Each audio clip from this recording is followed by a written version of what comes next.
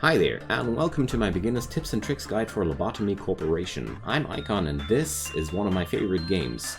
And this video will guide you through all you need to know to start having fun with it and understanding all you need to know to at least have fun while your facility goes boom.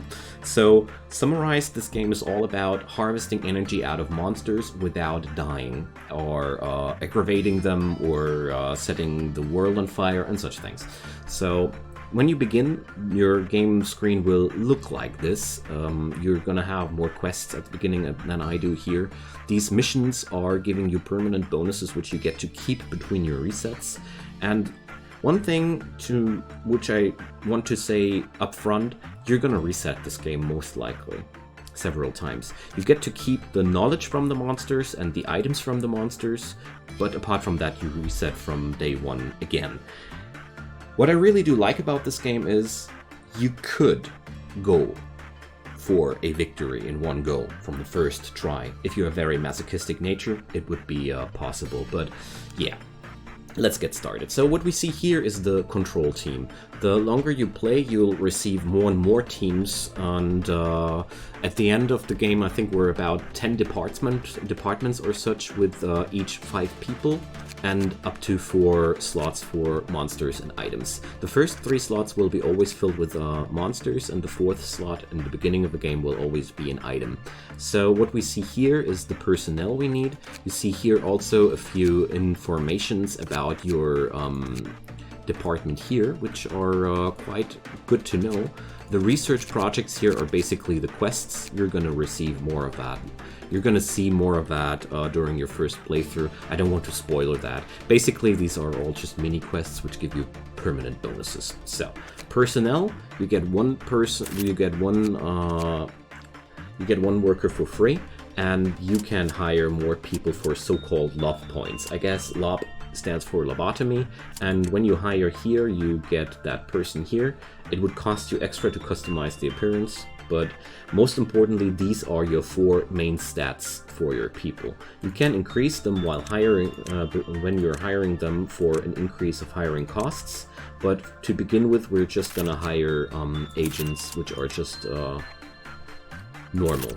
Keep in mind that whenever you click an employee, you can also strengthen them and you can upgrade these stats afterwards. You can't change their appearance anymore though. So, when you're starting out, this will not look like that. Your first monster will be all locked behind boxes here, and you'll see costs behind that, and these costs are being paid with PE boxes. So we're gonna start playing now because it's easier to explain that once we're in the facility. So when you press begin management, you're in your facility here. This is your these are your people. You can left click and put a box on them, and right click to move them. It's quite important to know that because this RTS kind of movement is a thing in this game. And here's our holding cell for 1 sin and hundreds of good deeds. So when we check out the monster's information screen, you will have to unlock the managerial guidelines, which give you hints and very important informations on how to handle a monster. You'll have the abnormality work preferences, where you see how your people's chances of success are. So this translates very easily. If somebody's inside stat is on 1 or 2, his work success chances are high, then they become common, and so forth. I think it's very easy to understand how this works.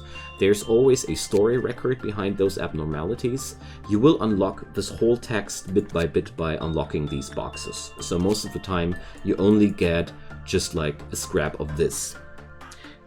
These stories can be quite important, but I'm going to talk about more of that later. So when we start to work here, let's just assume we wouldn't know how this monster works. So you have to select somebody, and there are 4 types of work to be done. There's instinct work, which well, I like to call it dodge a bullet. I think that's what it runs, that's what it's meant to be. You're just trying to work on instinct with that monster. Then there's insight work, which is more or less studying the monster and trying to use your wits instead of your reflexes. And there's attachment, which is trying to grow a bond to the monster. And there's repression, trying to, well, repress and subdue the monster, trying to, well, assert dominance against them. And as you might already assume, some monsters are more receptible to certain kinds of work than others. So for one sin, you see he has no really nasty things. It's all common or high, and the managerial guidelines here tell us that this thing will restore a employee's mental state with a good work result. And we also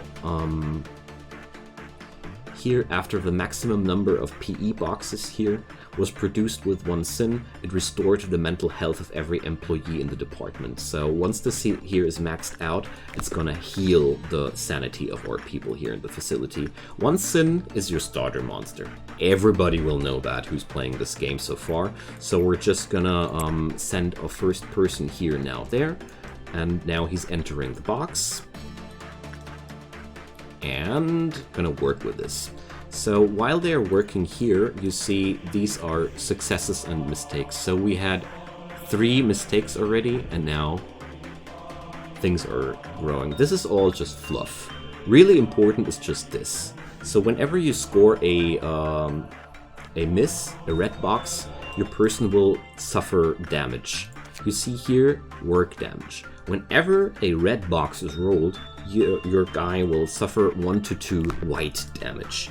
You see here there's 4 types of damage correlating to the 4 stats.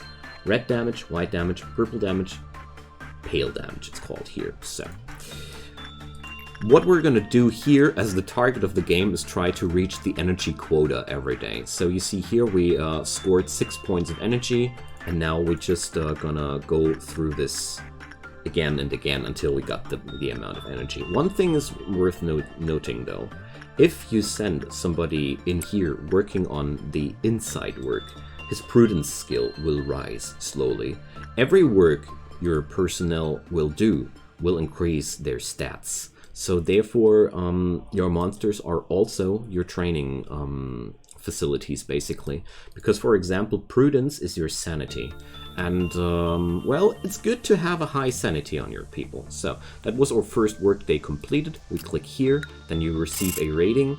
And if anything went bad, you can always retry the day. This is very important when you have no clue about the monsters and you have to experiment around what works or works not. Because this way you can always just retry. And we're just gonna proceed.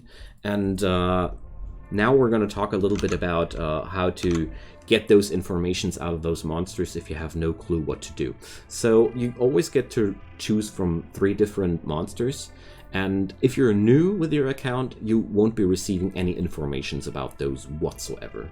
So you're gonna just receive some cryptic numbers, and that's that. So you'll always have some flavor text though, which will give you a certain kind of hint about that monster. So let's pick the old lady and proceed. Now there's always a little bit of a dialogue between every day, which does influence your ending. So, well, not that important. We're just gonna skip over that for today. So next day on the control team, and now we unlocked a few things with the second day. After the loading screen, that is. So you see here we can recruit a new employee. Let's do that. I always like to have max employees. And now we got a second monster here. So you see here these names, Zayin and Teth. These are 5 different difficulty levels of monsters. So you see here the old lady is already a more dangerous monster to begin with. So let's assume we had no clue whatsoever how to work with this guy here. Let's assume all these boxes were locked for today, okay? So let's get right into the next day. So we wouldn't know anything about the old lady. I really like to do first try and read the abnormalities story. So, for some reason I would think an old and feeble woman, would you actually try to repress her? I would say no. I would try to go for inside work first, so that would be my first assumption. So let's do this. As we see here now, of course, we see a readout before. The work success is common because we already know that, but usually you wouldn't know that. And now, one thing I want to mention here, you see Kim Suse has worked twice with 1 sin the last day and has now a sanity stat of 28. So let's send her in there, because I feel like she has the highest chances of surviving here. And because I would like to have higher sanity stats on my other people, I'm gonna send some other guy here to 1 sin as well, because we need to grind down that energy. So now, when I have no clue what's happening, I only farm that 1 monster and hope that everything will go right and nobody will die. So now we'll just wait until that works out, until we got our first boxes. If your employee dies during this procedure, don't reset right away. You can always press escape and retry the day. But if somebody dies, don't reset right away, because most of the time, when you're done with that, even if somebody dies, you receive those PE boxes and you can unlock the work preferences. And what I really like to do is go on my first days on the attempts which sound the most promising, and then unlock the first few boxes of work preferences to find out what kind of work is good for this kind of critter. So in this scenario, I would have tried to unlock the knowledge about the inside work to know, should I do that again? And if the points are enough, I'd go for another. If the person died, I take a peek on one of those boxes, retry, and rinse and repeat. So in this scenario, nobody died, so we're gonna work again with attachment here. Meanwhile, our work with 1 sin was perfect, so now we're gonna go for attachment. I'm going to talk about these work types and their stats in a minute too, in case you were thinking about those. So now we go attachment. Attachment is a high success chance, and as you see here, there's no matter to the stats of the person, the old lady will always be happy about seeing somebody being nice to her. Whereas if you would go for repression work, there's a low chance of success. So there we go. And once you have found a work method that's good, try unlock the management tips next, because the old lady is a nice one. She doesn't do anything bad. But here you get the explanations for the special game rules of the monsters. There are several monsters which just there's one monster, for example, just killing your people if they don't have a fortitude higher than 2. You will get a readout here on the, I'm going to talk about Qliphoth meltdowns later. You will get a, you won't get any message why that's happening unless you have unlocked the management tips. So that's where this game is really a puzzle to find out how the monsters work. And the higher the level of the monster, the more difficult the riddles become. So this game is all about finding out how to manage your monsters correctly, and that's where I feel like the fun is at. So let's take the Fairy Festival, because I feel like this is a very good example for a double-edged sword abnormality. So let's skip that dialogue because I don't want to spoiler anything of the awesome story of this game. So you will also encounter lots of dialogues connected with those mini quests I was talking about. So yeah, dig in the story. Your first playthrough will be a lot more text-based than mine. So we're recruiting our last person, and so for example, let's get back to the old lady. So we would have now taken our time, unlocked the management tips, unlocked the work preferences, and after that you can also unlock the basic informations and the escape informations.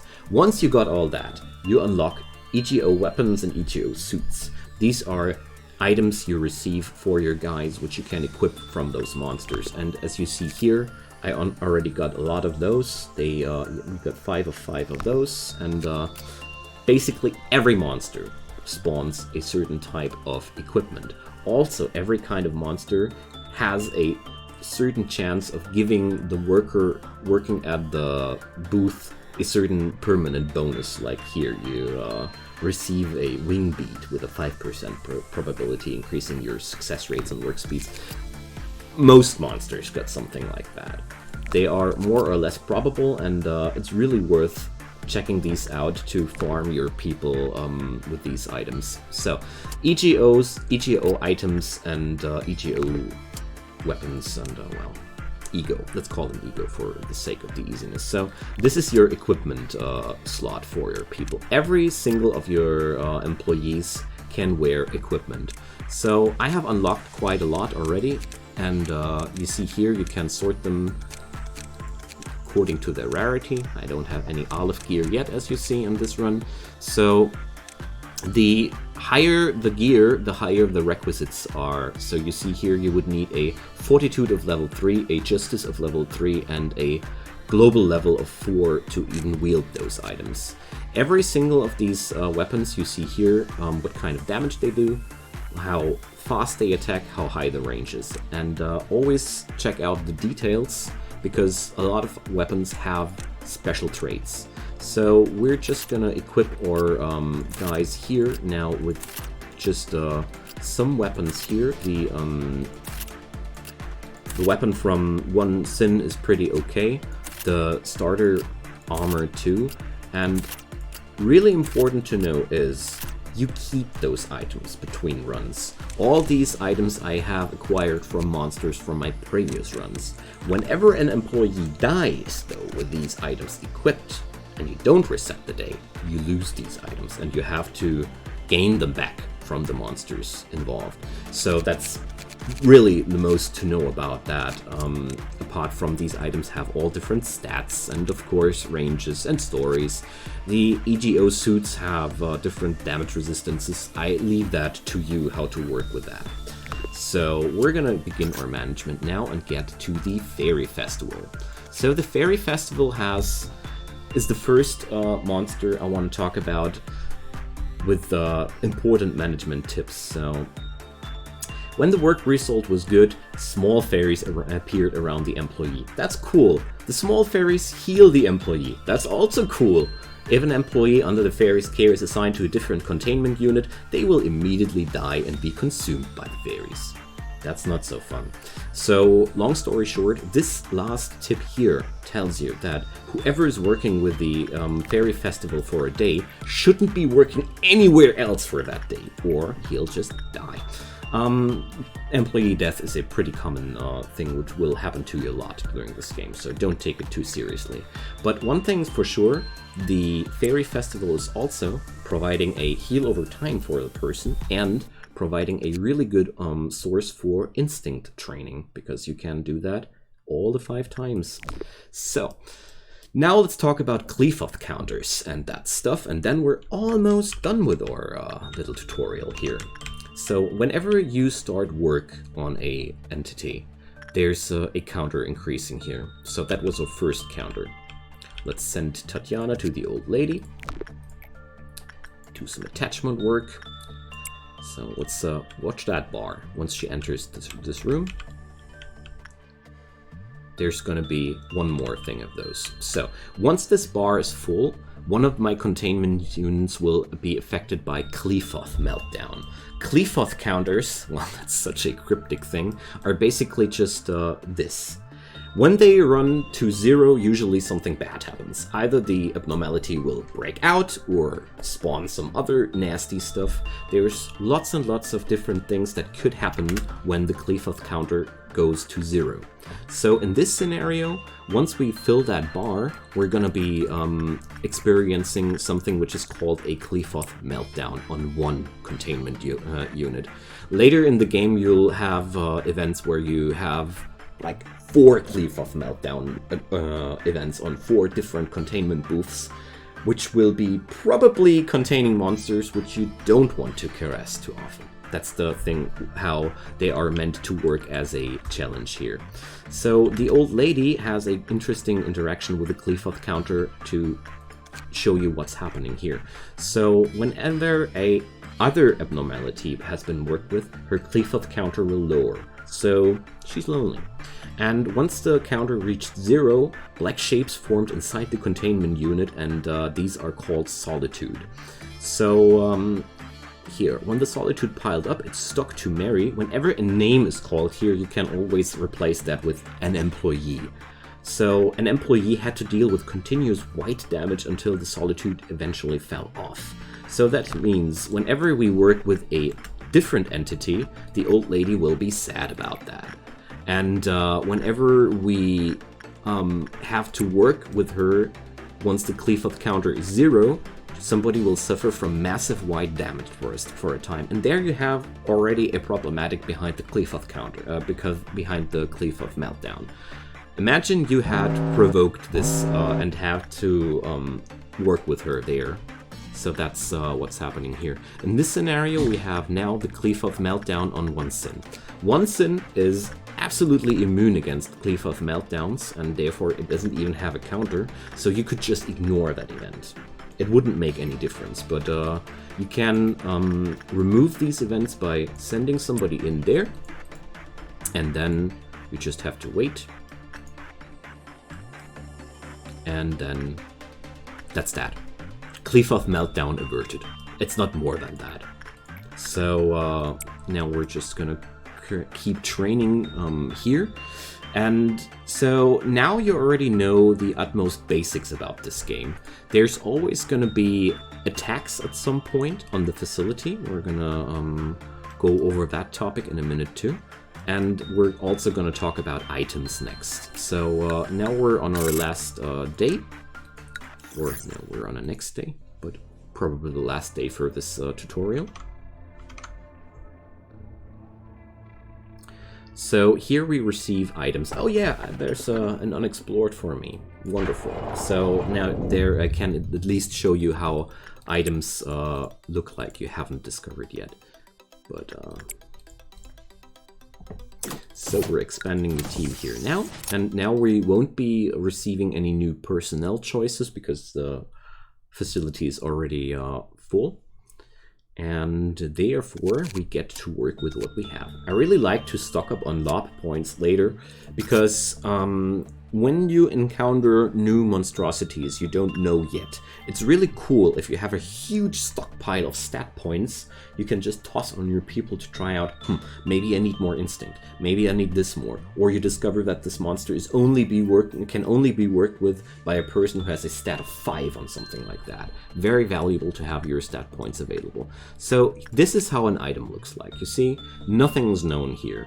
So we're gonna discover something if we use it at least once. And items work pretty similar like abnormalities. You can always reset and you can always discover what they do. But with items, it's a lot easier to discover their usages because you don't need to survive the outcome to gather knowledge. So now we go in there and we don't know anything about that yet. So why? So since I don't know this thing, you're experiencing now the regular game around these items. You have to experiment, and when something's new, usually, seriously, I have no clue why this is not working out. I guess when something like that happening, I guess my people are not having the correct stat, or there's another thing. This is really a puzzle game at times, so. But I can talk about items in general. Items do have certain effects. Sometimes they increase the power level of your people. Sometimes you can achieve all manner of different things. So this item is rather cryptic, and I have no clue what's behind that. So maybe it's only usable after a Qliphoth meltdown, or it's only usable during a Qliphoth meltdown. So yeah, feel free to experiment with your items if you're insecure. For this one, I have no clue what it does so far. And here you see now how the old lady looks like when her Qliphoth counter is at 0. And yeah, I think now you know really enough about the game to, well, take at least your steps forward. And yeah, combat is unavoidable.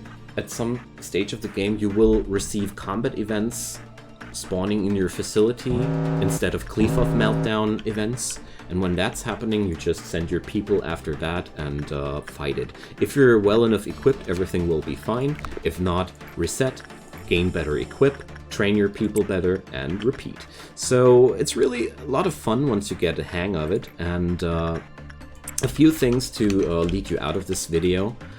Use your monsters as training facilities for your personnel. It's always good to have your personnel on at least level 2 Fortitude and Prudence. Oh yeah, stats. I almost forgot to talk about those. So Fortitude and Prudence are your hit points and your sanity points, quite straightforward. Temperance increases your work success chance and your work speed chance, whereas Justice is your combat stat, attack speed and move speed. The higher these stats are, the more effective your personnel grows. It's really not much behind that.